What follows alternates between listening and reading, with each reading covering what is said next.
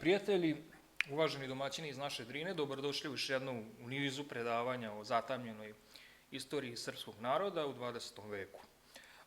Mi ćemo danas govoriti o jednom čoveku koji je bio mnogo toga. Naučnik, pisac,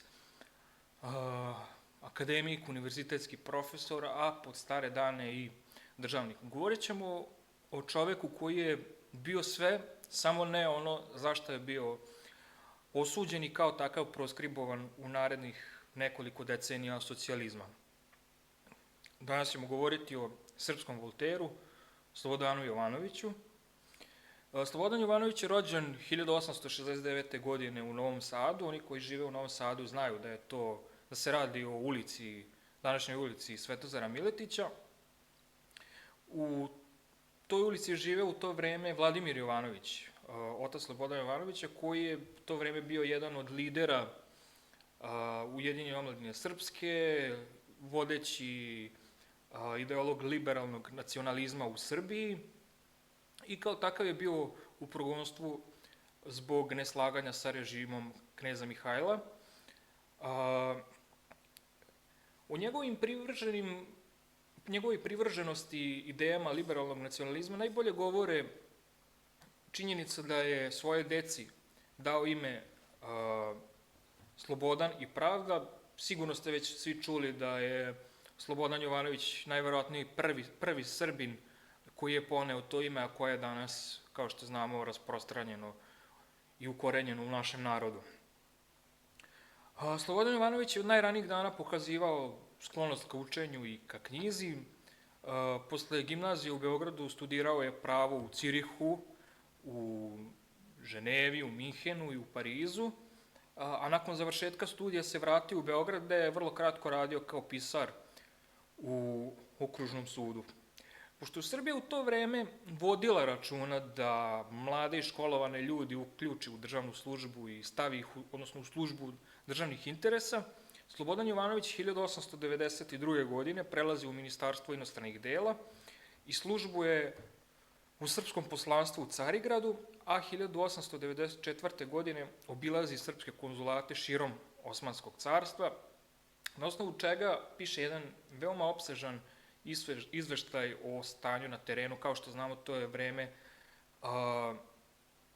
kada srpski narod na teritoriji stare Srbije, Kosova i Metohije živi jako teško pod vlašću Osmanskog carstva, ali i trpi velike terore kako od albanskih,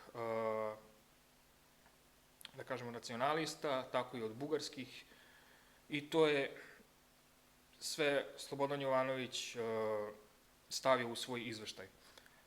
Negde u to vreme on postaje i sekretar predsednika vlade, takođe velikog naučnika Stojana Novakovića, sa kojim je proveo mnogo vremena i od koga je mnogo naučio o radu izvršne vlasti, ali i o diplomatiji i kulturnoj politici.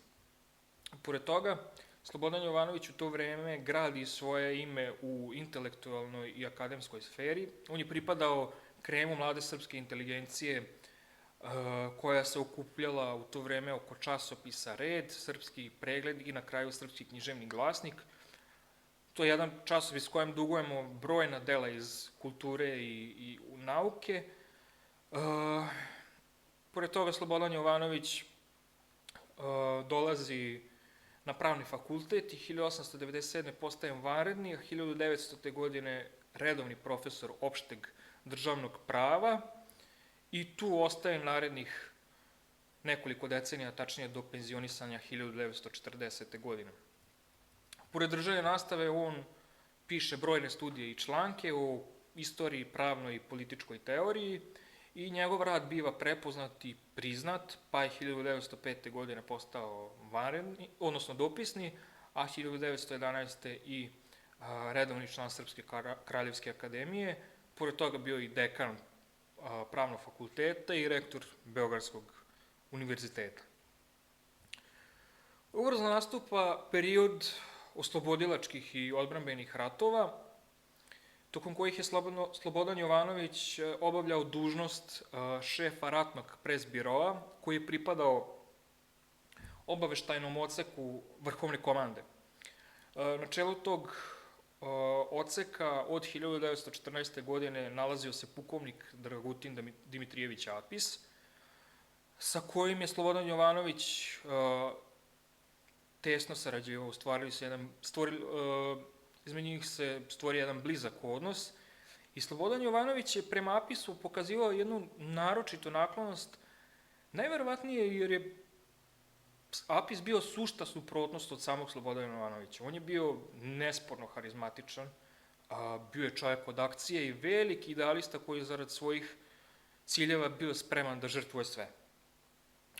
Pored Apisa, Slobodan Jovanović je tokom ratnih godina sarađivao i sa doktorom Archibaldom Riceom. Naime, postoji jedna fotografija gde njih dvojica sede za istim stolom i obavljaju svoju dužnost, a takođe sarađivao i sa ruskim vojnom atašeom, pukovnikom Viktorom Aleksejevićem Artamonovom, sa Johnom Reedom, američkim novinarom i socijalistom koji je u svetu danas poznat po knjizi 10 dana koji su potresli svet, a u svojim putopisima kroz Srbiju on Slobodana Jovanovića opisuje kao čovjeka koji svuda ide sa koferom punim raskupusanih knjiga, a među ljudima sa kojima je Slobodan Jovanović sarađivao bio i britanski istoričar Robert Seton Watson.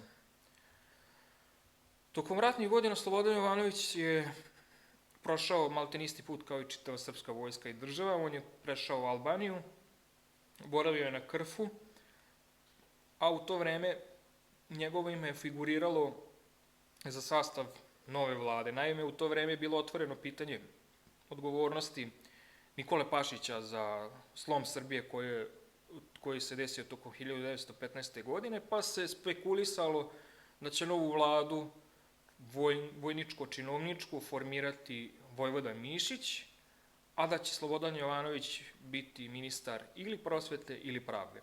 Na kraju Pašić je opstao zahvaljujući podršci saveznika, a u borbi između tri centra uticaja, dakle dvor, vojska i vlada, epilog je bio eliminacija Dragutina Dimitrijevića Apisa na Solunskom procesu.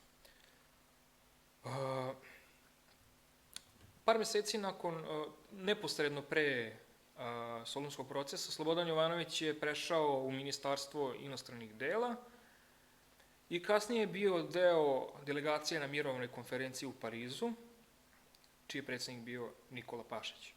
Slobodan Jovanović je bio predsednik sekcije za međunarodno pravo i kao ekspert za makedonsko pitanje i odnose sa Bugarskom, on je prikupljao dokaze o ratnoj odgovornosti Bugarske i njenim zločinima na teritoriji Srbije i zalagao se da se Bugarskoj sudi pred jednim međunarodnim sudom, od čega naravno nije bilo ništa. Međutim, tokom pregovora o potpisivanju Konvencije o zaštiti prava nacionalnih manjina, Slobodan Jovanović je u oktobru 1919. godine podneo ostavku jer se nije slagao sa klauzulama koje su ugrožavale suverenitet novoformirane Jugoslovenske kraljevine. Kada je reč o političkim dešavanjima tokom turbulentnog međuratnog perioda, Slobodan Jovanović nije bio član ni jedne političke stranke, ali je bio gotovo uvek prisutan i konsultovan oko svih važnih pitanja. Pored toga, ovaj period zapravo predstavlja zlatno doba njegovog stvaralaštva. On je u to vreme pisao o vođima Francuske revolucije, o političkoj istoriji Srbije od 1842. do 1903. godine i o političkim doktrinama Makijavelija, Platona, Aristotela, Karla Marksa, pa su već 30. godina objavljena njegova sabrana dela u 17 tomova, a kao kruna tog nekakvog akademskog rada jeste izbor za predsednika Srpske kraljevske akademije od 1928. do 1931. godine. Međutim, političke okolnosti su ga navele da u drugoj polovini 30. godina ipak izađe iz zone komfora akademskog rada i da se u poznim godinama uključi u aktivno bavljanje politikom. Prilikom putovanja po zemlji, mnogi srpski intelektualci su došli do zaključka da je došlo do dezintegracije srpskog etničkog prostora, pogotovo na njegovim rubnim područjima, u Dalmaciji, Lici, Baniji, Kordunu, Bosni i Hercegovini. Naime, srpske kulturne institucije iz perioda Austro-Ugarske više nisu postojale, a srpske stranke nisu imale snagu nacionalnog pokreta kako je među Hrvatima imala Hrvatska seljačka stranka. I umjesto toga one su bile obične i međusobno suprotstavljene parlamentarne stranke, tako da srpski narod je bio poprilično obezglavljen u tom periodu Kraljevine Jugoslavije.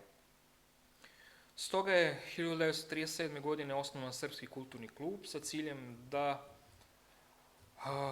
se u jugoslovenskoj državi stvori integralni srpski prostor, a čiju će čvrstinu obezbediti i garantovati srpska kultura.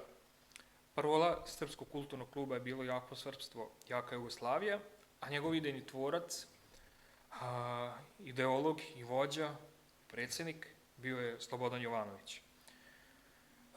Ovaj klub je okupljao intelektualnu, političku i privrednu elitu, pa je među članovima bio veliki broj naših velikana, kakvi su Dragiša Vasić, Aleksandar Bjelić, Vasa Čubrilović, Stevan Jakovljević, Jovan Dučić, Justin Popović, Vladimir Ćorović, Stanoje Stanović i mnogi drugi.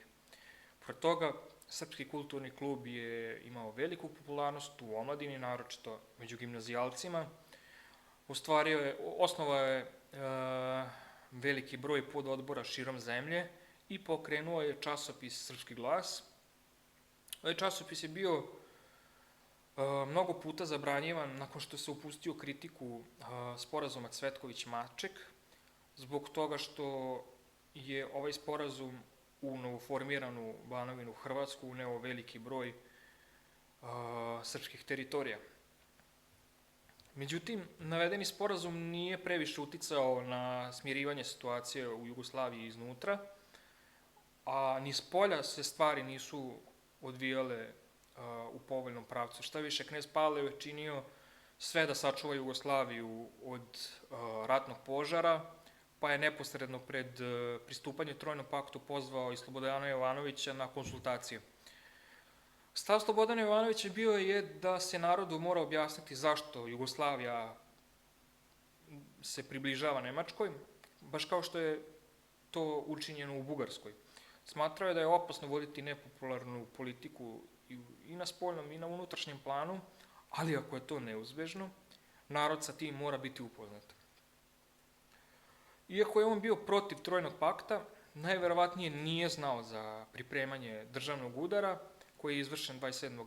marta 1941. godine, mada mnogi naši istoričari smatraju da je to tada bila javna tajna, baš kao što je javna tajna bila da se sprema nekakav prevrat u maju 1903. godine. Pučiste je delio Slobodan Jovanović na dve grupe. Na one koji su to činili iz ideala i koji su predstavljali antinemačko raspoloženje srpskog naroda, ali u drugi deo je ubrajao one koji su bili instruisani od strane Velike Britanije, pre svega se tu misli na Borivoja Mirkovića. Međutim, kada je puč postao realnost i kada je Dušan Simović formirao novu vladu, Slobodan Jovanović je ispred Srpskog kulturnog kluba postao njen potpredsednik, a na to je pristao prema svedocima bez oduševljenja i bez opiranja, smatrajući da je to njegova dužnost. Pri povlačenju tokom aprilskog rata, Slobodan Jovanović je sa ostatkom vlade preko Atine, Aleksandrije i Kaira i Jerusalima otišao u London, a delovi Srpskog kulturnog kluba koji su ostali u zemlji su se priključili ostacima Jugoslovenske vojske, na čelu sa Dragoljuvom Dražom Mihajlovićem, pa je tako potpredsednik Srpskog kulturnog kluba Dragiša Vasić otišao na Ravnu Goru, gde je postao čiča broj 2 i jedan od lidera Centralnog nacionalnog komiteta. Takođe, Jugoslovenskoj vojsci u otadžbini je pristupio veliki broj članova Srpskog kulturnog kluba, a delovi omladinske sekcije su formirali kasnije štab 501, čiji je član bio i naš budući veliki istoričar i akademik Dimitrije Đorđević. U emigraciji Slobodan Jovanović je bio predsjednik izbegličke vlade u 2 mandata, Prvu vladu je formirao nakon pada Dušana Simovića 11. januara 1942. godine, a za ministra vojske, vazduhoplovstva i mornarica u toj vladi imenovan je general Dragoljub Mihajlović. Pored toga, vlada Slobodana Jovanovića je 19. januara unapredila Mihajlovića u čin divizijskog generala i postavila ga za načelnika štaba vrhovne komande, koja je tada iz Kaira prebačena u okupiranu zemlju. Sad, slično napisu, Slobodan Jovanović je na dosta sličan način gledao i na generala Mihajlovića. Dakle, kao na čoveka od akcije i požrtvovanja, iako se njih dvojica, za razliku od Apisa, najverovatnije nikada nisu ni susreli. Slobodan Jovanović u generalu Mihajloviću posvetio nekoliko napisa i smatrao je da je njegov najveći značaj u tome što je pokrenuo prvu gerilu u okupiranoj Evropi, i to samostalno, pretpostavljajući da će mu saveznici u budućnosti priteći u pomoć. Prema mišljenju Slobodana Jovanovića, Draža i Ravnogorska gerila su za saveznike bili najvažniji tokom operacije u Severnoj Africi, što, nažalost, ipak nije bilo dovoljno da se oni u Teheranu odluče da podrže njega, a ne komunistički pokret na čelu sa Josipom Brozom. O generalu Mihajloviću je Slobodan Jovanović govorio i 1943. godine preko radija BBC, kada se obraćao jugoslovenskoj emigraciji iz Južne Amerike. Citiram: "U proleće 1941. godine, zbog toga što nije pristala da proda svoju čast i svoje interese, Jugoslavija je bila napadnuta od Nemaca, Italijana, Mađara i Bugara. Posle kratke, ali časne borbe, mnogo nadmoćniji neprijatelj zauzeo je njenu teritoriju, ali nije uspeo da pokori njen narod. Među Jugoslovenima se pojavio njihov bolivar, general Draža Mihajlović, koji stoji na čelo slobodnih ljudi i čije je geslo sloboda ili smrt." Međutim, kao predsjednik emigrantske vlade u 2 mandata, Slobodan Jovanović ipak nije uspeo mnogo da utiče na odvijanje situacije u okupiranoj zemlji, a pogotovo ne na odnos saveznika prema pokretu generala Mihajlovića. U tome najbolje govori činjenica da tokom ta 2 mandata kao predsjednik emigrantske vlade nije uspeo da se susretne sa britanskim premijerom Winstonom Churchillom. Objektivan kao i uvek, Slobodan Jovanović o svojoj vladi pisao kao najgoroj od svih o kojima je pisao, mada ni njegovi naslednici na tom položaju nisu preterano doprineli interesima Kraljevine Jugoslavije. Šta više, pod pritiskom saveznika, vlada Ivana Šubašića se sporazumela sa Josipom Brozom Titom i doprinela njegovoj pobedi u građanskom ratu i preuzimanju vlasti u Jugoslaviji, koja je bilo praćeno, naravno, kao što znamo, sa obračunima sa klasnim protivnicima i političkim istomišljenicima. Marta 1946. godine general Mihajlović je uhvaćen od strane OZNE i na vest o hapšenju Slobodan Jovanović i članovi Jugoslovenskog odbora, koji je osnovan neposredno pre toga, su Savetu bezbednosti i članicama Ujedinjenih nacija uputili jedno pismo pod naslovom "U odbranu generala Mihajlovića", u kojem su istakli Mihajlovićeve zasluge tokom bitke za El Alamein i odbacili komunističke optužbe da je general Mihajlović šef kvislinških bandi u Jugoslaviji. Međutim, nažalost, Slobodan Jovanović ni ovog puta nije uspeo da postigne ništa u korist generala Mihajlovića. Šta više, zajedno im je suđeno na takozvanom Beogradskom procesu, koji se vodio od 10. juna do 15. jula 1946. godine. Reč je o procesu tokom kojeg su komunisti koristili takozvanu salama tehniku kako bi diskreditovali svoje političke neistomišljenike, tako što su ih stavili u isti koš i sudili im sa stvarnim ratnim zločincima ili kolaboracionistima. Tako je tokom ovog Beogradskog procesa zajedno suđeno ravnogorskim liderima Dragoljubu Mihajloviću, Stevanu Moljeviću, Živku Topaloviću, u odsustvu je suđeno Slobodanu Jovanoviću, Božidaru Puriću, Petru Živkoviću, a sve zajedno sa stvarnim kolaboracionistima kakav je bio, na primjer, Dragi Jovanović. Slobodan Jovanović je konkretno optužen da je preko generala Mihajlovića sarađivao sa okupatorom, a kao dokaz je navedena depeša sa instrukcijama Mihajloviću da podigne masovni ustanak samo u slučaju savezničkog iskrcavanja na Jadransko primorje ili u slučaju nemačkog sloma, a uz potenciranje da je preko radija oglašavao ko je u zemlji stavljen pod onu famoznu oznaku Z.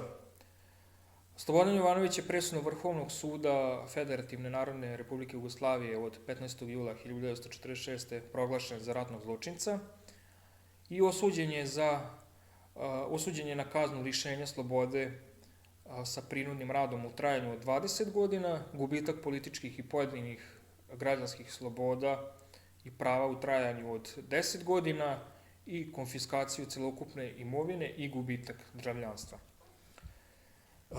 Kosta Pavlović svedoči da je Slobodan Jovanović ravnodušno primio presudu i da se čak smeškao, ali mu je bilo stalo da alarmira svetsku javnost zajedno sa kraljem Petrom i jugoslovenskom emigracijom, odnosno srpskom, kako bi se sačuvao život generala Mihajlovića. Oni su slali pisma na razne adrese od uticaja, sazivali su konferencije za medije, ali to kao po komandi niko nije prenosio od inostrane štampe.